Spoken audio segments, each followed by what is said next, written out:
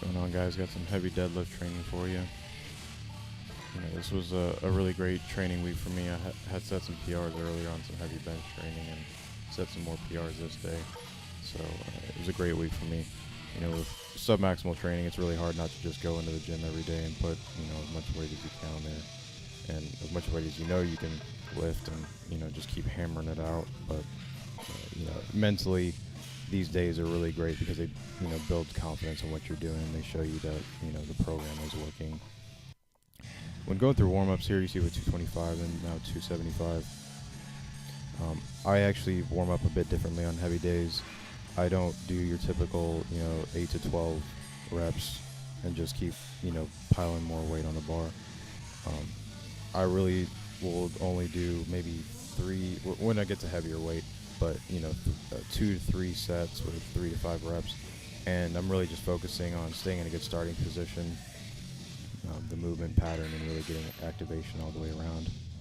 Here with this 315 pull, you just see all kinds of nastiness with the bar swaying on me like crazy, and that's just one of the things you have to deal with an old wonky bar. You can even tell the plates laying over on each other. So just set it down, reset, and went for the double, and you can still see it moving quite a bit. So I just added some weight collars to make it a little bit more tolerable.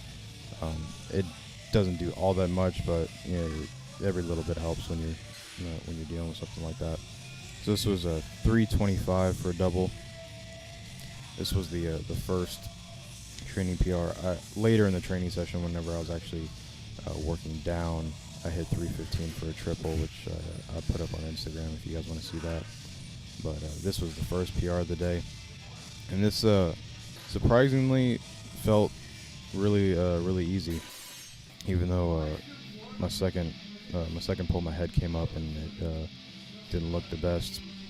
Kind of got out of position there, and that's one of the tendencies that I really have to fight. Is whenever I go to pull, is looking up. I've been really trying to work on keeping my chin down and keeping that neutral spine as much as possible. And this is a really good and bad example of how horrible starting position can set you up for failure. Here, I don't even get into a good position ever.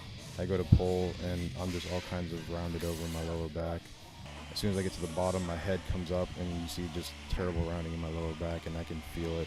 I felt all the tension just shift from my hamstrings and my glutes to my lower back, and so I just dropped the weight, and I didn't even bother going for the double just to avoid possibly injuring myself.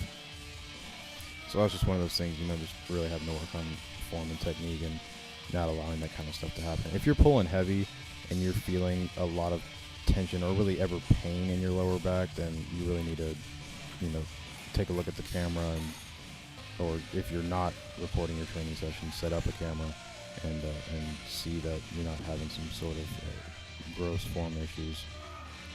Here is actually something that I've added to my training.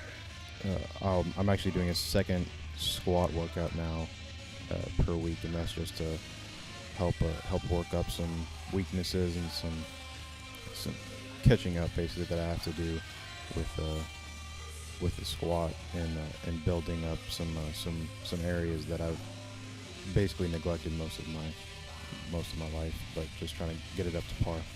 So I'll keep you guys posted on how the results are coming with that. But again, as always, enjoy, and until next time.